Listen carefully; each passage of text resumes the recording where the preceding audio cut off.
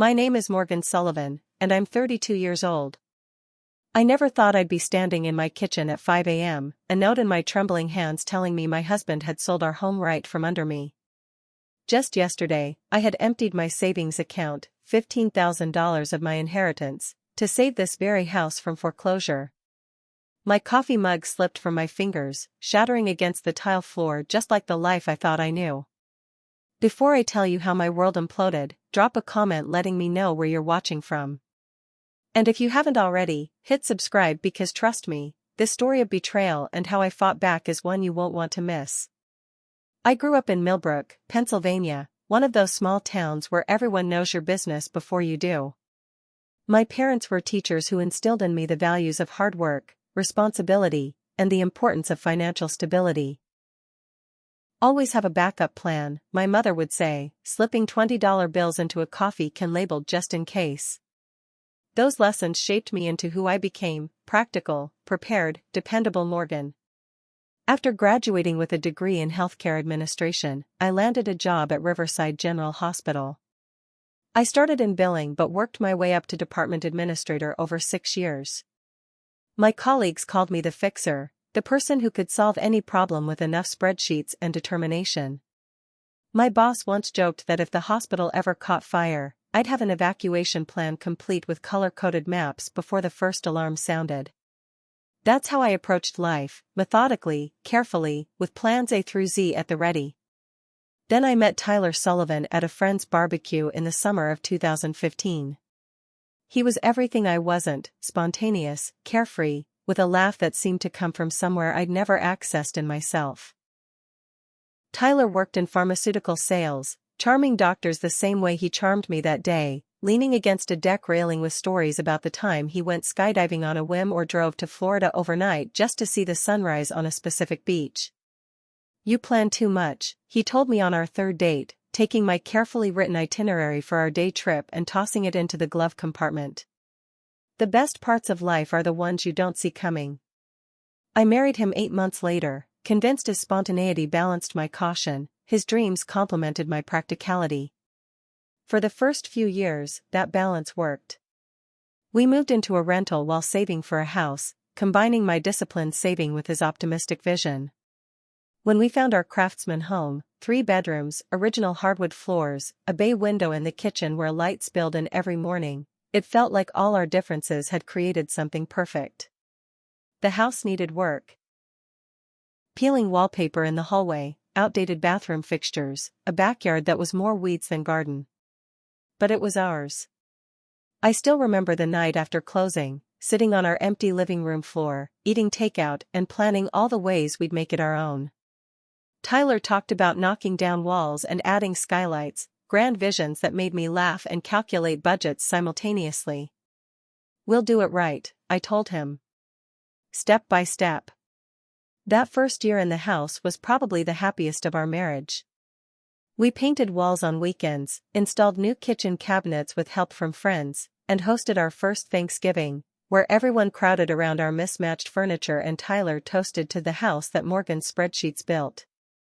What I didn't see then was how Tyler's charming spontaneity concealed a more concerning trait: financial impulsivity. The first red flag came when he bought a boat without discussing it, a great deal he couldn't pass up. Then came the motorcycle, the expensive golf clubs, the impromptu weekend trips charged to credit cards. "We'll figure it out," became his mantra whenever I expressed concern. "You worry too much, Morgan." Then there was Rachel, Tyler's older sister, who always seemed to be in some kind of crisis. 3 years older than Tyler, Rachel had the same charismatic personality but paired with a victimhood complex that ensured nothing was ever her fault. From the beginning of our marriage, she was a presence that grew increasingly problematic. At first, it was just small loans, money for car repairs or to cover rent until her next paycheck. Tyler always agreed without hesitation, even when our own budget was tight. "She's family," he would say whenever I suggested Rachel might benefit from learning to manage her finances better. "We help family." Rachel lived across town in an apartment she could barely afford, working a series of jobs she never seemed to keep for long. There was always some drama: a boss who had it out for her, roommates who were impossible to live with, or landlords who were supposedly breaking tenant laws. In hindsight, I should have seen how she manipulated situations, and especially how she manipulated Tyler. When we bought our house, something shifted in Rachel. During our housewarming party, I overheard her telling a cousin, "Must be nice to have everything handed to you," as if our 5 years of saving for a down payment had been a gift rather than a sacrifice. After that, her visits became more frequent, her comments more pointed. "This place is a little small, isn't it?" she'd say, running her finger along a windowsill. "I'd have gone for something with more character." Or she'd look at our modest furnishings and sigh, "Well, I guess it works for now until you can afford better." Each comment was designed to plant seeds of dissatisfaction in Tyler, who increasingly began to echo her sentiments. The house we'd once loved together became, in his words, just a starter home or not really what I pictured for us long term. What I didn't realize then was how Rachel was already working to position herself between us, creating small fractures that would eventually break open everything we'd built.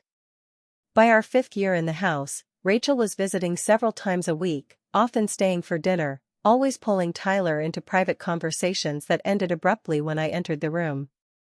The dynamic between the three of us had shifted so gradually that I hardly noticed how I'd become the outsider in my own home, the responsible one who was no fun or always worried about money, while they formed a united front of spontaneity and living in the moment. Looking back now, I see that Rachel wasn't just Tyler's sister. She was the voice that gave permission to his worst impulses, the person who reinforced his belief that my caution was actually control, that my planning was a failure to embrace life. What I couldn't have imagined then was how far that influence would reach, or what it would ultimately cost me. The call came on a Tuesday afternoon while I was reviewing budget reports in my office. Tyler's voice sounded hollow as he explained that Nexus Pharmaceuticals was restructuring, which meant his entire sales division had been eliminated. Severance was minimal, just 3 weeks' pay.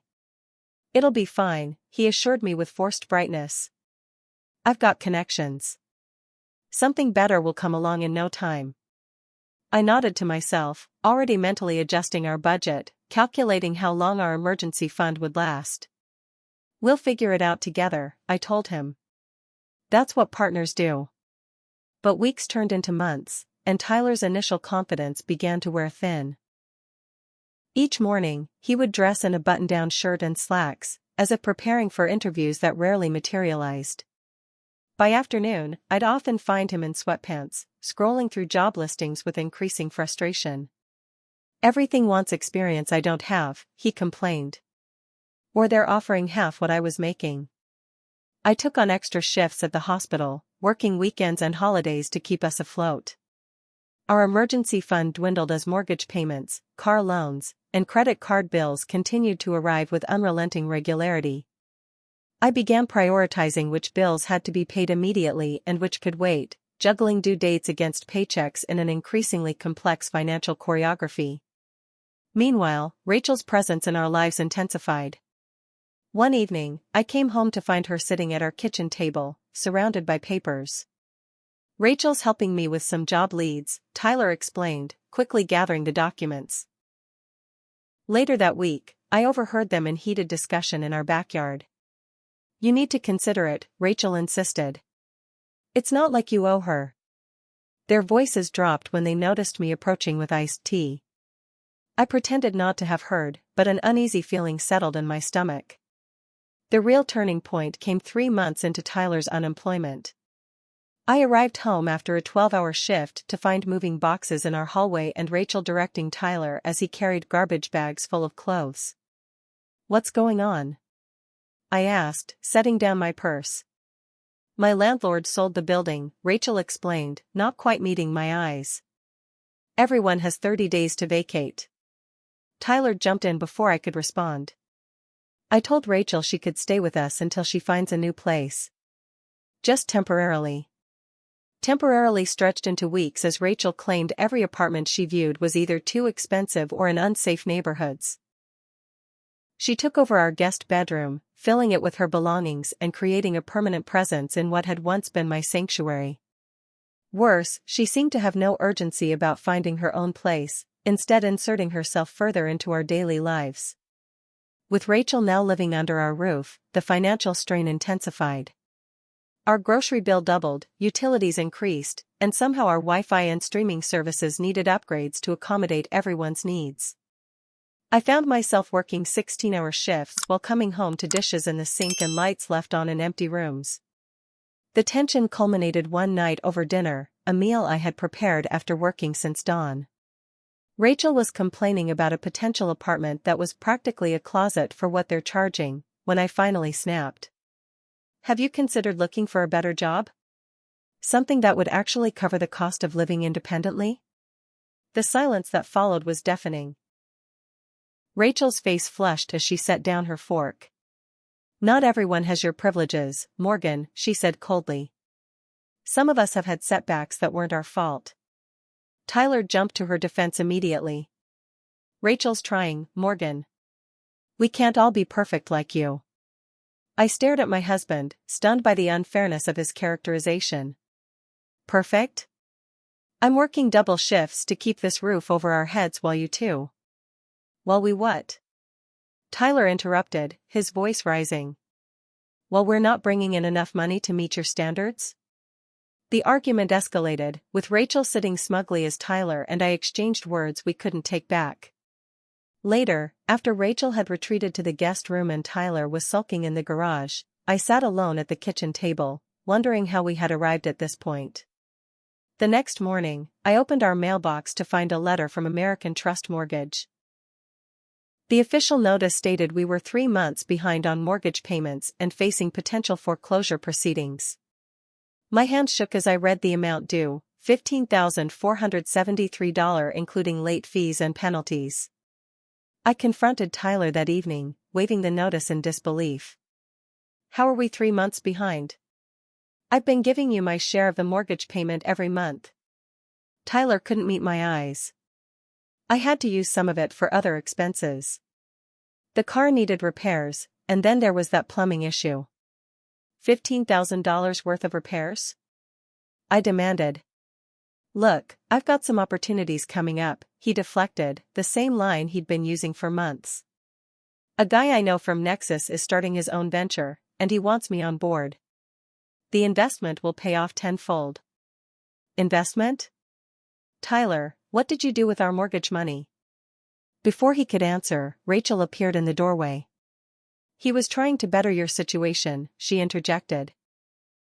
Not everyone can see the big picture like Tyler can. I looked between them, suddenly understanding. You invested our mortgage payment in some friend's startup? Without discussing it with me? Tyler's expression hardened. I don't need your permission to make decisions, Morgan. You're not my mother. That night, I lay awake staring at the ceiling, listening to Tyler and Rachel's murmured conversation downstairs. The realization settled heavy in my chest: if I wanted to save our home, I would have to do it alone. The photograph of my grandmother sat on my desk at work, her smiling face captured at her 75th birthday, just months before the cancer diagnosis. She had been my rock, the woman who taught me to stand on my own 2 feet and never let anyone determine my worth. When she passed away 2 years ago, she left me her life savings, $20,000 that I had vowed to use only for something meaningful and lasting. I had been saving that money for a future that seemed increasingly uncertain. Perhaps a down payment on a better house someday, or maybe even to start my own healthcare consulting business. But as I stared at her picture that morning, I made my decision. The bank was quiet when I arrived during my lunch break.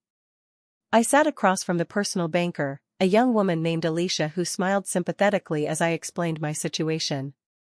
I need to withdraw $15,000 from my savings account, I said, sliding my ID across the desk.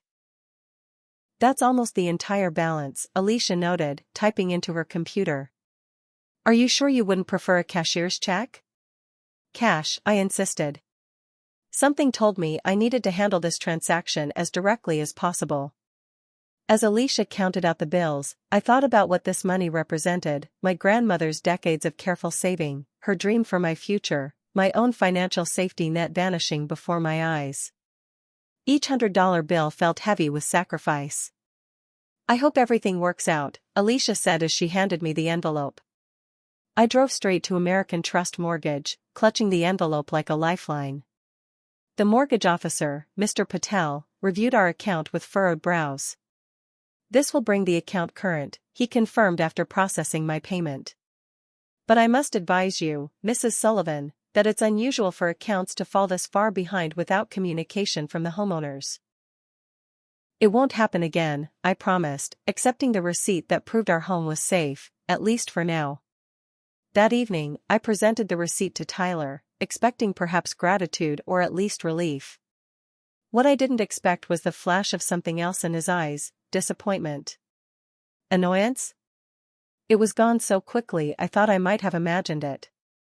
You paid it? He asked, studying the paper. All of it? I used my inheritance, I explained. We're current now. No more foreclosure threat. Rachel, who had been suspiciously quiet in the corner of the living room, stood abruptly. I should give you two some privacy, she muttered, disappearing upstairs. For a moment, Tyler seemed at a loss for words. Then he pulled me into a hug that felt stiff, performative. You're amazing, Morgan. Always saving the day. That night, for the first time in months, Tyler suggested we go out to dinner, to celebrate, he said. At the restaurant, he was attentive, almost excessively so, ordering an expensive bottle of wine and reminiscing about our early days together. It felt like a performance, but I was so desperate for connection that I allowed myself to believe it might represent a turning point. The following week brought a strange new energy to our household. Tyler was suddenly busy with meetings and phone calls, often stepping outside to speak in hushed tones. When I asked about his job prospects, he became vague but optimistic. Things are moving in the right direction, he would say. I'm exploring options that could change everything for us. Rachel, meanwhile, had supposedly found an apartment but needed to finalize some details before moving out. I noticed her watching me with an odd expression when she thought I wasn't looking, calculating, almost predatory. One afternoon, I came home early from work feeling unwell and overheard them in the kitchen. She has no idea, Rachel was saying. The timing couldn't be better. Lower your voice, Tyler hissed. We need to be careful until everything's finalized. I cleared my throat as I entered, and they sprang apart like guilty teenagers. What needs to be finalized? I asked directly. Rachel's apartment, Tyler recovered quickly. The landlord is being difficult about the lease terms. That night, I found a document on our printer, a partially printed page about property values in our neighborhood. When I questioned Tyler, he explained he was just curious about how our investment was performing. Actually, he added with unexpected enthusiasm, I was thinking we might consider refinancing. Interest rates are down, and we could pull out some equity to catch up on other bills. Something about his sudden interest in our home's value sent a warning signal through me, but I was too exhausted from months of stress to fully process it. I simply nodded and said we could discuss it over the weekend. The next day, a man in a suit knocked on our door while I was home alone. He seemed startled to see me. Mrs. Sullivan? I'm James Ward from Capital Realty. I had an appointment to see the property at 2 o'clock. There must be some mistake, I told him. We're not selling our home. The man checked his phone calendar, frowning. I have a confirmed appointment with Tyler Sullivan for a final walkthrough before closing. The sale is scheduled for next week. My blood ran cold, but I managed to maintain my composure. My husband must have forgotten to mention it. He's not available right now. Perhaps you could reschedule directly with him? After the realtor left, I searched our home office frantically but found nothing conclusive, just more printouts about property values and a business card from Capital Realty tucked into Tyler's desk drawer. When confronted, Tyler dismissed it as a misunderstanding. The guy's been calling about buying houses in the neighborhood, he claimed. I told him we might be interested in hearing an offer, that's all. No harm in knowing our options. I wanted to believe him. I needed to believe him. So I did what I had been doing for months, pushed down my suspicions and focused on my work, picking up an overnight shift to cover for a colleague. "You're a lifesaver," my supervisor said as I headed out for the night shift. "I don't know how you manage everything." Neither did I. But as I drove to the hospital that evening, I had no idea that by morning, everything I had sacrificed to save would be gone. The hospital's fluorescent lights had given me a migraine, and my supervisor noticed my pale face and shaking hands around 4 a.m. "Sullivan, go home," she ordered. "We're covered for the rest of the shift." I protested weakly, but truthfully, I was grateful for the reprieve. The drive home in the pre-dawn darkness was peaceful, perhaps the last moment of peace I would know for a very long time. Our street was quiet, houses dark except for porch lights and the occasional blue flicker of a television through curtained windows. I noticed immediately that our house was completely dark, not even the porch light I always left on when working nights. As I pulled into the driveway, my headlights swept across an empty space where Tyler's car should have been. The front door was locked, unusual since Tyler typically left it unlocked when expecting me home. Inside, the house had that peculiar stillness that speaks of absence rather than simply silence. No humming refrigerator, no ticking clock, as if the house itself were holding its breath. "Tyler?" I called, flipping on lights as I moved through the entryway. "Rachel?" Only emptiness answered back. In the kitchen, the coffee maker was cold, the counters unusually clear. That's when I saw it, a white envelope propped against the fruit bowl, my name written in Tyler's unmistakable handwriting. My hands trembled as I tore it open, unfolding the single page inside. Morgan *. By the time you read this, the house will no longer be ours. I know this will come as a shock, but Rachel and I have accepted an offer from a cash buyer. The sale was finalized yesterday *. Your power of attorney from when you had your appendectomy last year made this possible. I'm sorry it had to be this way, but you've always controlled everything, and for once, I needed to make my own decision *. Rachel and I are leaving for Arizona. We've been planning this for months. The truth is, we've reconnected in a way I never expected, and we need a fresh start away from here *. I've left $500 in the envelope to help you get by until you find a new place. The buyers have agreed to give you 30 days before taking possession *. Don't try to find us. It's better this way *. Tyler *. The room tilted around me. I grabbed the counter to steady myself, my coffee mug slipping from my other hand and shattering on the floor. The sound barely registered as I read the letter again, certain I had misunderstood. They sold my house. They forged my signature. They stole my home. And reconnected? The implication hit me like a physical blow. My husband and his sister. I fumbled for my phone, dialing Tyler's number with shaking fingers. Straight to voicemail. Again and again, I called, leaving increasingly desperate messages. "Tyler, what have you done? Call me back immediately. This can't be legal. You can't just sell our house. Please, just talk to me. We can figure this out." Eventually, my pleas turned to threats. "I'm calling the police. This is fraud, Tyler." Dawn was breaking as I paced the kitchen, simultaneously trying to reach Tyler and searching frantically online for legal information about fraudulent home sales. A knock at the door startled me, Mrs. Abernathy from next door, already dressed for her morning walk. "Morgan? Are you all right? I saw your lights on and wanted to check."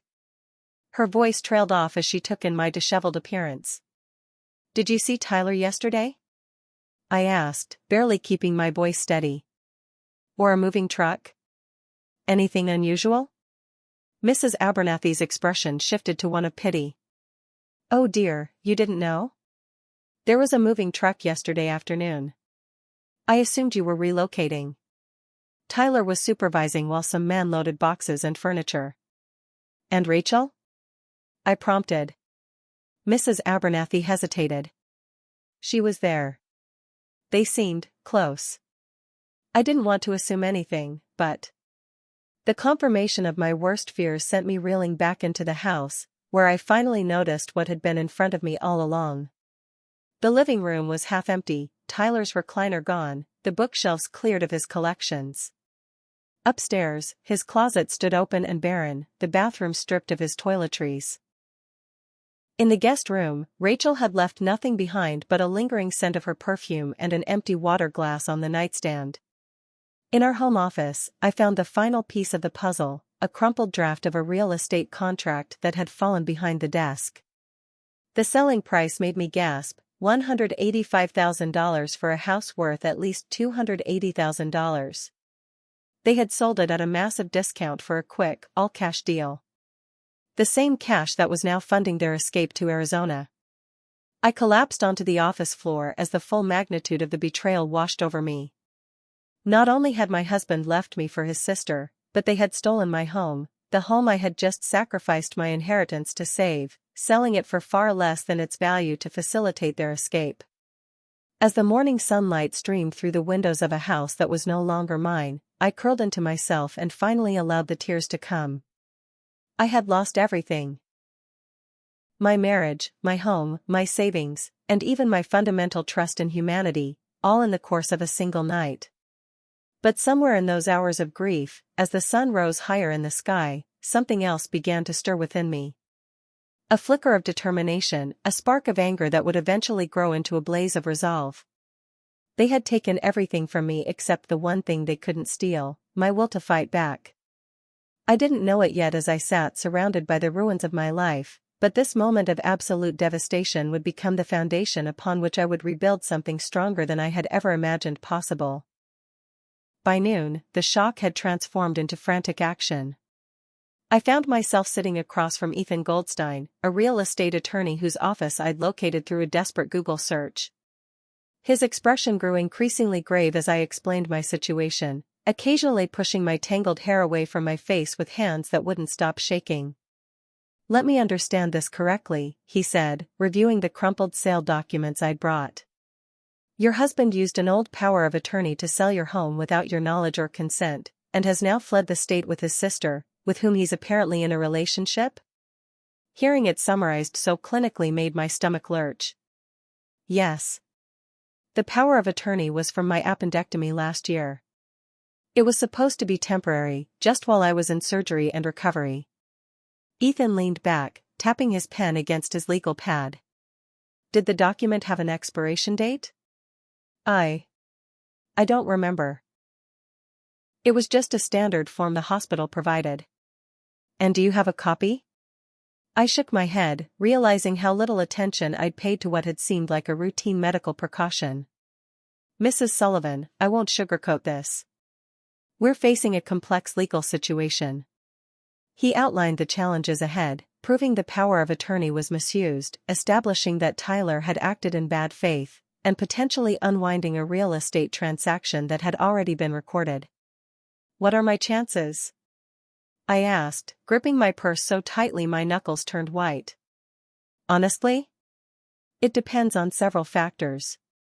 How the power of attorney was worded, whether we can prove Tyler's intent to defraud, and how the buyers respond." "Were they aware of the situation?" "I don't know," I admitted. "The realtor seemed surprised to see me yesterday." Ethan nodded. "That's potentially helpful. Innocent buyers who weren't aware of the fraud have certain protections, but if we can prove they knew something was amiss, it strengthens our case." I left his office with a retainer agreement and instructions to gather any documentation I could find related to the house, our finances, and the power of attorney. The $2,500 retainer fee had nearly emptied my checking account, but I had no choice. This was my only hope. My next stop was the police station, where I filed a report for fraud and forgery. Officer Martinez took my statement with professional detachment, occasionally asking clarifying questions that highlighted just how bizarre my situation was. "And you believe your husband is romantically involved with his sister?" she asked, looking up from her notepad. "She's not his biological sister," I clarified, feeling strangely defensive despite my anger. "They're step-siblings. Their parents married when they were teenagers." The distinction seemed to make the betrayal marginally less scandalous in Officer Martinez's eyes, though it did nothing to lessen the pain in my heart. "We'll investigate the fraud allegations," she assured me. "But I should warn you that if the house sale went through proper channels, this might be considered a civil matter rather than criminal." Back at the house, not my house anymore, I reminded myself bitterly, I began a systematic search for anything that might help my case. In the garage, I found a box of financial documents Tyler had apparently overlooked in his haste. Bank statements, tax returns, and mortgage paperwork that painted a damning picture. Tyler had been systematically draining our accounts for months, making large withdrawals that coincided with Rachel's financial emergencies. My phone rang as I was photographing the statements. Unknown number. "Hello? Morgan? It's James Ward from Capital Realty. The realtor from yesterday. Look, I'm calling because something doesn't feel right about the Sullivan property transaction." My heart raced. "What do you mean?" "Your husband seemed very eager to close quickly, even accepting a below-market offer. When I saw you yesterday and you clearly had no idea about the sale, well, my instincts told me something was off." "The sale was fraudulent," I said flatly. "He used an expired power of attorney to forge my signature. I filed a police report." There was a long silence. "I was afraid of that. Listen, I can't undo the transaction, it's already been recorded with the county, but I can put you in touch with the buyers. They're investors, flipping properties. If they know there's a legal clout on the title, they might be willing to negotiate rather than deal with prolonged litigation." It was the first glimmer of hope I'd had.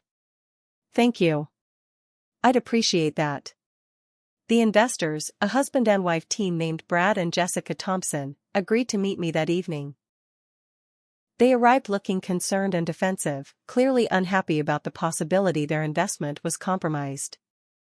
"We bought this property in good faith," Brad emphasized immediately. "All the paperwork was in order." "I understand that," I replied, fighting to keep my voice steady. "But my husband committed fraud.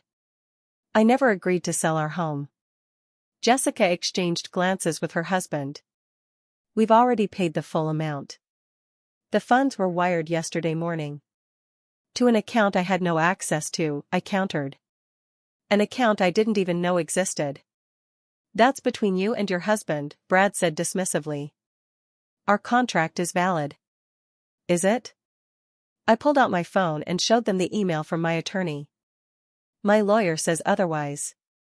We're prepared to file an emergency injunction tomorrow morning to prevent you from taking possession. That could tie this property up in court for years." The threat of prolonged litigation had the desired effect.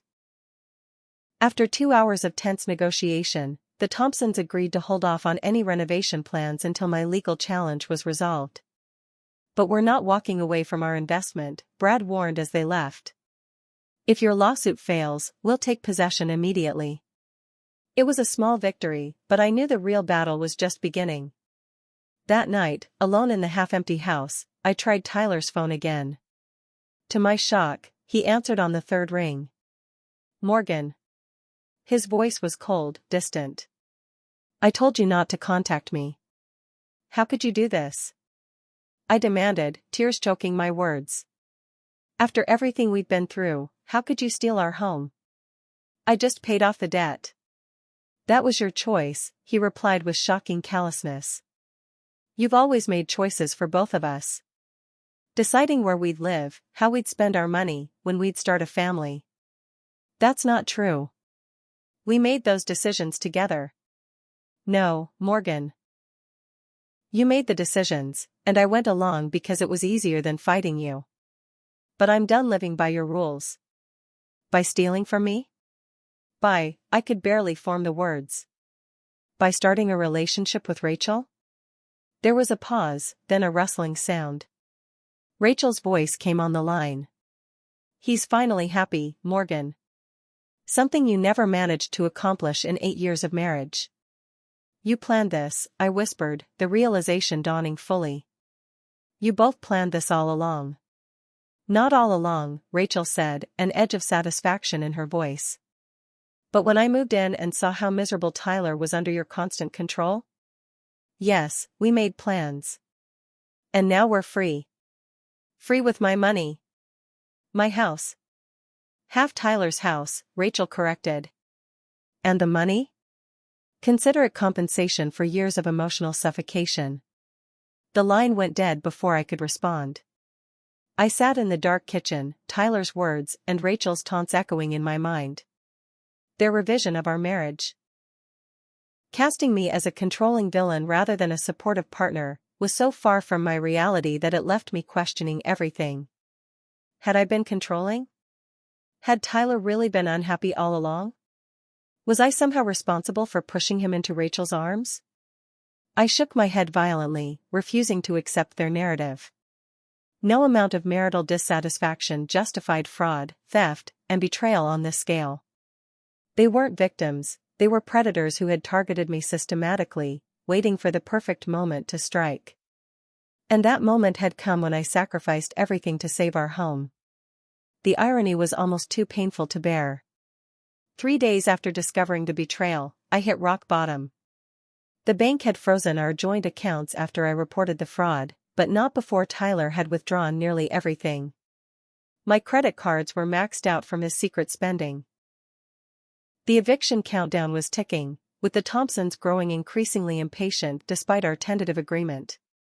I sat on our bedroom floor, surrounded by empty drawers Tyler had pulled out and abandoned in his haste to pack, when my phone chimed with a text from Amanda, my colleague from the hospital. Checking on you. Heard you called in sick again. Need anything? I hadn't told anyone at work the full story, too ashamed of being so thoroughly deceived. But something about Amanda's simple expression of concern broke through my isolation. I found myself typing back. My husband sold our house without my knowledge, emptied our accounts, and ran off with his sister to Arizona. I have nowhere to go in 27 days. Her response was immediate, I'm coming over. Now. Amanda arrived with coffee, food I couldn't eat, and most importantly, clear-eyed practicality untainted by the emotional devastation clouding my judgment. First things first, she said, opening her laptop at my kitchen table. We need better legal help than some random attorney from Google. My cousin Deanna specializes in real estate fraud. She's a shark. I can't afford a shark, I said dully. I can barely afford a goldfish at this point. Let her tell you that, Amanda insisted, already dialing. Deanna Rivera arrived 2 hours later, a whirlwind of energy in a tailored suit. Unlike Ethan Goldstein's cautious pessimism, Deanna practically vibrated with combative confidence. This case is outrageous, she declared after reviewing my documents. The expired power of attorney, the below-market sale price, the timing right after you saved the house from foreclosure, it's a prosecutor's dream. But can we get my house back? I asked, afraid to hope. It won't be easy or quick, she acknowledged. But yes, I believe we can. First, though, we need to strengthen our position. Do you have access to Tyler's computer or accounts? I shook my head, then paused. Wait. His old laptop. He got a new one a few months ago but kept the old one as a backup. It might still be here. We found it buried in the guest room closet, likely overlooked in the rush to leave. The password was still our wedding date, a detail that sent a fresh wave of pain through me. What we discovered transformed my case from a difficult legal challenge to a slam-dunk fraud prosecution. Emails between Tyler and Rachel dating back over a year revealed the calculated nature of their betrayal. They had discussed the plan in explicit detail, how Rachel would move in to monitor me, how they would drain accounts gradually to avoid suspicion, how they would wait for the perfect opportunity to sell the house. Most damning were the messages after I paid off the mortgage debt. Tyler, she used her grandmother's money to save the house. All of it. Rachel, perfect timing. Now there's nothing left to fight us with. Tyler. Pete says he can close the deal in 48 hours. All cash, no questions asked. Rachel, what about the power of attorney? Tyler, still valid according to the form. Morgan never revoked it. Rachel, make sure you clear all the joint accounts before she realizes what happened. There was more, much more. Screenshots of our bank accounts, copies of the house deed, and even photos of them kissing that turned my stomach. The betrayal wasn't just financial, it had been personal and intimate in ways I could barely process. Deanna's eyes gleamed as she scrolled through the evidence. This changes everything. They've documented their own conspiracy. First thing tomorrow, we're going to court for an emergency injunction. The next morning, I found myself in a courthouse, still wearing the same clothes I'd worn to work 3 days earlier, now wrinkled from restless sleep. Judge Eleanor Winters, a stern-faced woman in her 60s, reviewed our emergency petition with narrowed eyes. "This is a serious allegation, Ms. Rivera," she noted. "Fraud of this magnitude could constitute criminal charges beyond the civil remedies you're seeking." "That's precisely why we need immediate action, Your Honor," Deanna replied.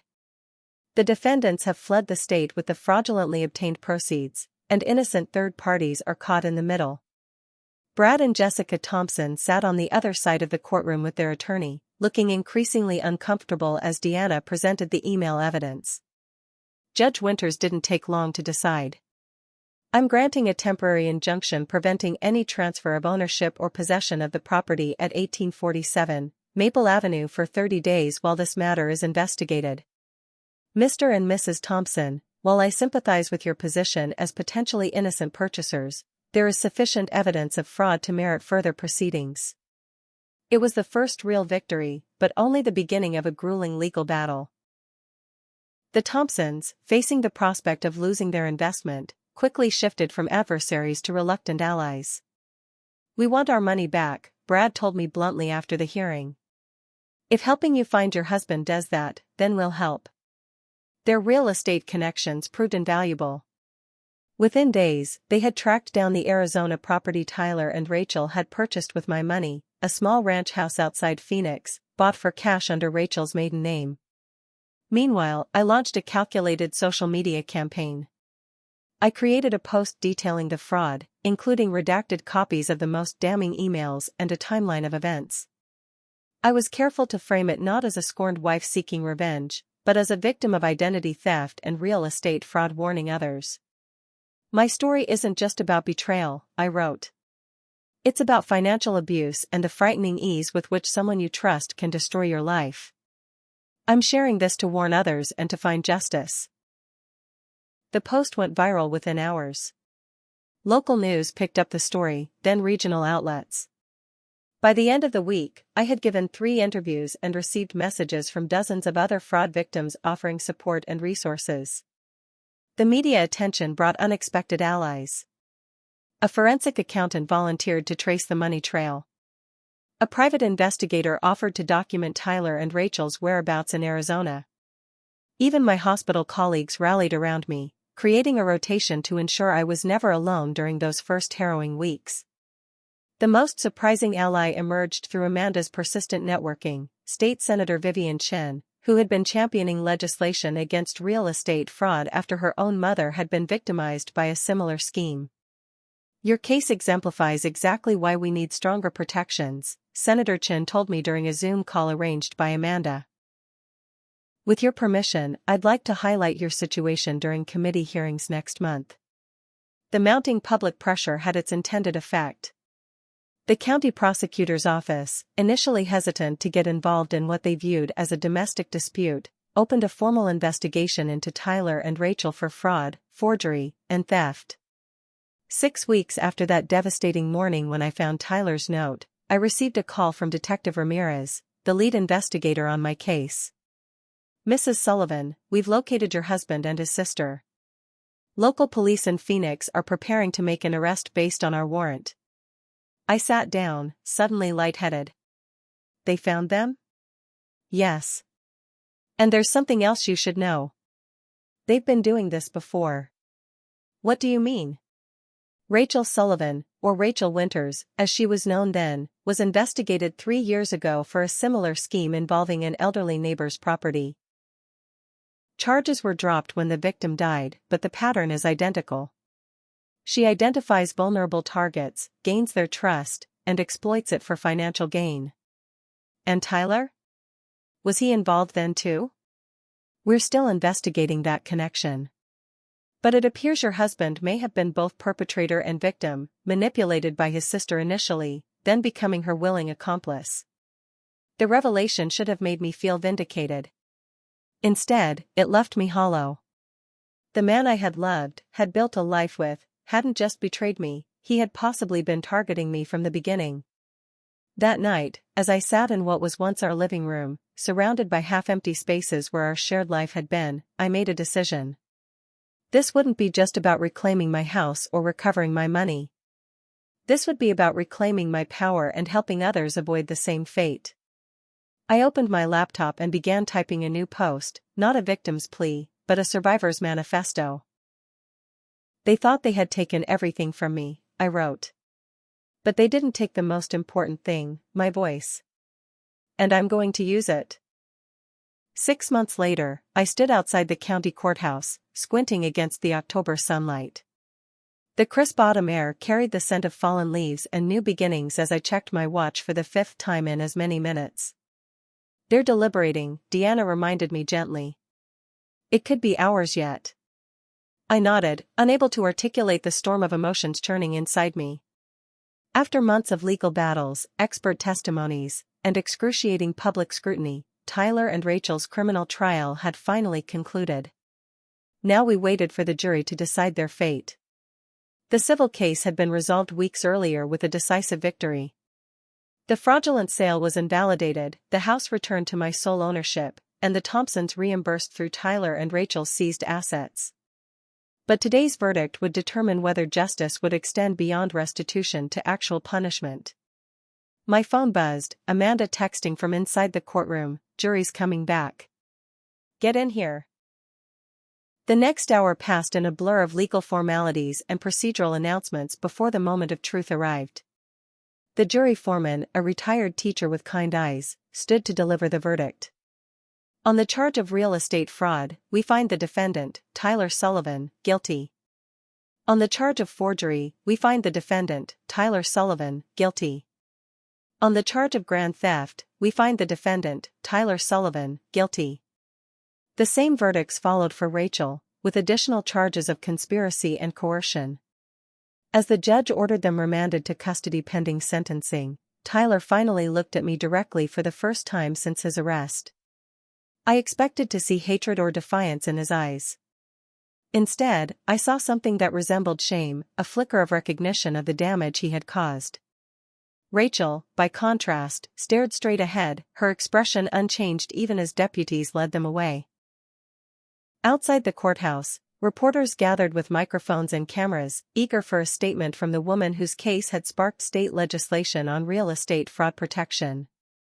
Mrs. Sullivan, how do you feel about the verdict? I took a deep breath, mentally reviewing the notes I'd prepared. Justice was served today, not just for me but for every person who has been betrayed by someone they trusted. This case was never just about a house or money, it was about accountability and protecting vulnerable people from those who would exploit them. Later that evening, I returned to my home, truly mine now, with a new deed bearing only my name. The house had transformed over the past months, as I had methodically reclaimed each space. Gone were Tyler's dark leather furniture and Rachel's intrusive decorative touches. In their place, I had created rooms filled with light, color, and comfortable simplicity. The dining room that had witnessed so many tense meals now hosted the monthly meetings of Safe Home, the advocacy group I had founded for victims of real estate fraud. I moved through the kitchen, pouring wine for the friends who had gathered to support me through the verdict, Amanda from the hospital, Deanna who had become more friend than attorney, Senator Chin whose legislation had just passed the state Senate, and even Brad and Jessica Thompson, whose initial antagonism had evolved into unexpected allyship. To Morgan, Amanda raised her glass. Who taught us all that resilience isn't just about surviving, it's about rebuilding something better. I smiled, acknowledging the toast but still processing the day's events. The guilty verdict had provided closure, but the true healing had begun months earlier when I stopped defining myself as a victim and started reclaiming my agency. The journey hadn't been linear. There were days when grief overwhelmed me, when the betrayal felt too enormous to overcome. But there were also moments of startling clarity and strength, like the day I decided to change careers, leaving hospital administration to work with a nonprofit specializing in financial literacy for women. "I've been thinking about what's next," I told my gathered friends. "The advocacy work, the legislation, it's all vital. But I keep coming back to prevention. How do we help people recognize the warning signs I missed?" "You're already doing it," Deanna pointed out. "That workshop series you developed for community centers has a waiting list now. And the fraud awareness videos are being incorporated into the state's consumer protection website," Senator Chen added. I nodded, grateful for their encouragement but still feeling the weight of responsibility. I just keep thinking about all the red flags I ignored. The secret phone calls, the unexplained expenses, the way Rachel isolated Tyler from me. If I had recognized those patterns earlier. "Morgan," Amanda interrupted gently. "You can't rewrite the past. But you're helping others write a different future. That matters." She was right, of course. The past 6 months had taught me that moving forward didn't mean forgetting what happened, but rather integrating those lessons into a new understanding of myself and the world. I had learned to trust my instincts again, to recognize the difference between caution and control, to set boundaries that protected without isolating. Most importantly, I had discovered that vulnerability wasn't weakness, it was the courage to remain open to connection even after devastating betrayal. As the evening wound down and my friends prepared to leave, Deanna pulled me aside with news she had been saving. "The judge granted the full restitution amount," she said quietly.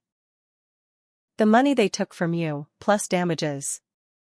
It won't erase what happened, but it helps," I acknowledged. "Not just financially, but knowing the system worked."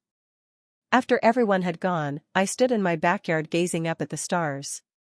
The garden that had been nothing but weeds when Tyler and I first bought the house now bloomed with perennials I had planted myself, plants that would return year after year, growing stronger with each cycle of renewal. Tomorrow would bring new challenges, another community workshop to teach, advocacy meetings to attend, and the ongoing work of rebuilding my life brick by brick. But tonight, under the vast canopy of stars, I allowed myself to feel the full magnitude of the journey, from devastation to determination, from betrayal to rebuilding. The house behind me was more than just a structure I had fought to reclaim.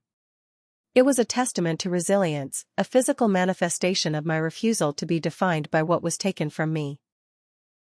In saving it, I had ultimately saved myself. I thought of the thousands of messages I had received from other fraud victims, each one seeking the same reassurance, that survival was possible, that justice could be found, that life continued even after profound betrayal. Tomorrow, I would continue sharing that message. Tonight, I simply stood in my garden, breathing deeply, finally at peace in a home that was truly mine. For those of you watching who might be facing your own battles or betrayals, remember that your story doesn't end at your lowest moment.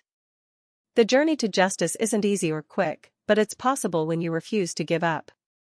If my story has touched you in any way, please share it with someone who might need to hear it.